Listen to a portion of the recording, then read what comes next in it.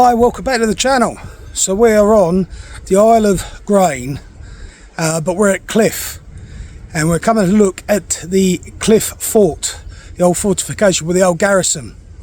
But on the way round to it, we've discovered this, the old Brennan torpedo launch.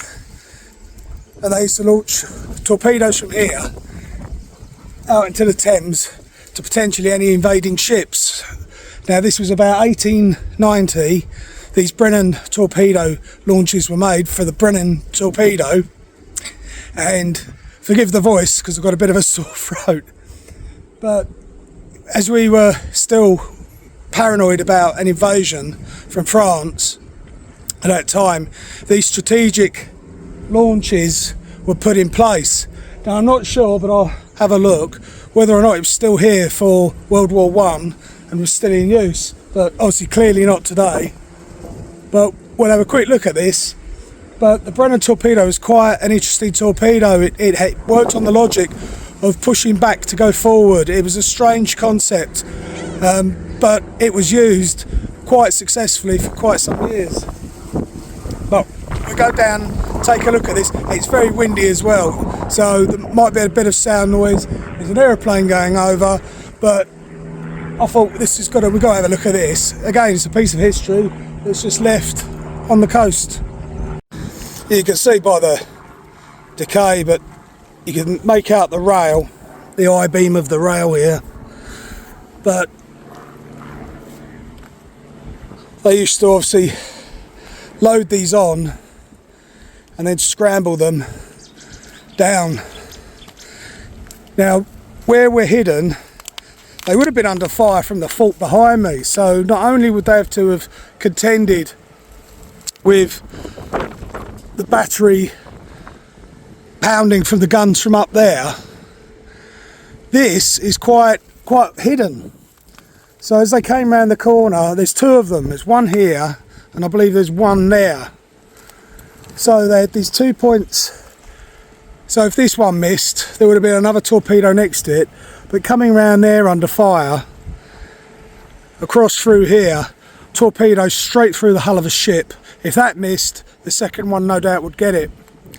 But I'm not sure, but there's a garrison the other side there in Essex, and I think they may have had the similar torpedo launches.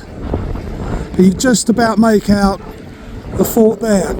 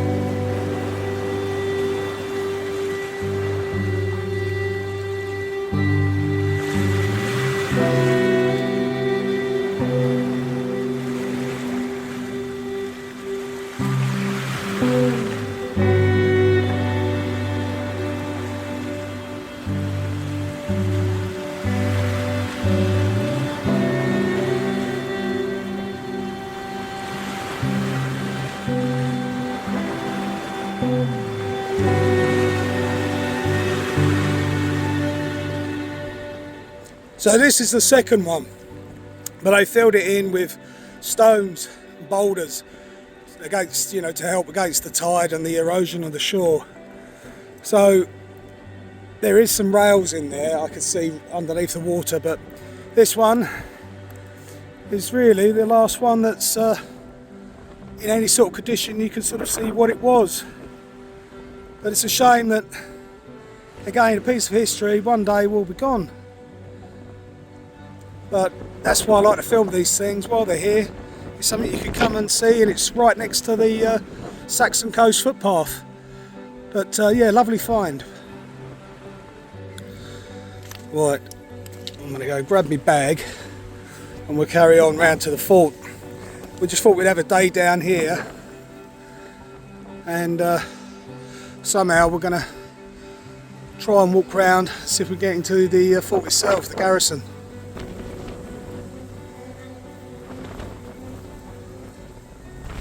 So this is a real shame, because it's part of the quarry site. They're bringing up the ballast and all that, the aggregate. You can't actually get into it, I suppose because it's working. I know the entrance, I think, is on the other side, but I'm not going to go trespass. It's a bit of a shame, but this is all too often that you can't go and see these things, because one, people can't be trusted. I can see the graffiti, and it's so frustrating to not be able to get in there to see this wonderful piece of history. You know, obviously by appointment, special visit, but it's not something you can do just off the cuff. But this goes to show why, if people were to respect these things and not just cover it all with graffiti, leave rubbish, set fires and things, we'd be okay. But, well, that was a bit of a long walk for nothing, but I'm glad I got to see the Brennan torpedo tube run.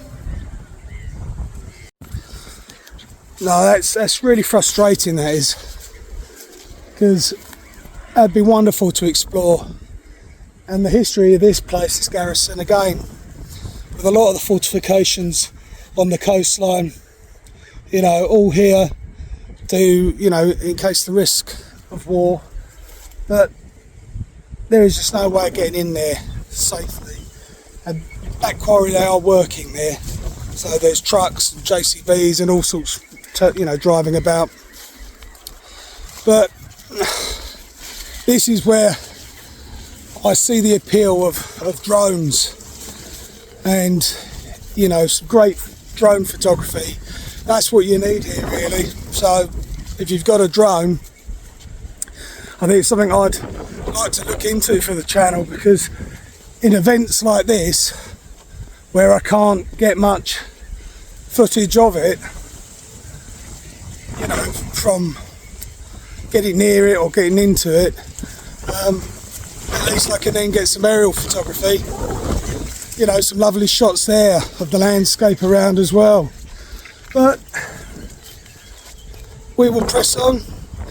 No doubt we'll see where we end up in a bit, but you can see it up behind me. But there's just no way. I'm not climbing fences, I'm going through brambles. I've got Navi with me, and it's too much hard work just to break into it, which I'm not going to do. So we've travelled down here for the Easter weekend, and there's a couple of places I'm looking to explore. This was one of them. It's a shame that one we couldn't get into. So nearby Chatham is the Amherst garrison, which is huge. It's about £11 entry, and I thought, you know, that'd be a nice one to do a video there. But bank holiday weekend, I think it's going to be absolutely packed. So I think I'll give that one a miss. But there are a couple of places we can go to, not as impressive as that, but still it's a walk. We can find history on the way, and who knows what else we might find and discover.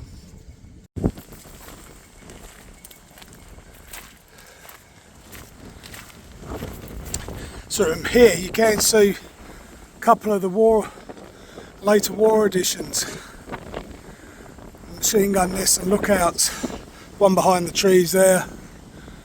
And that round shape there, I can only assume was a turning gun platform.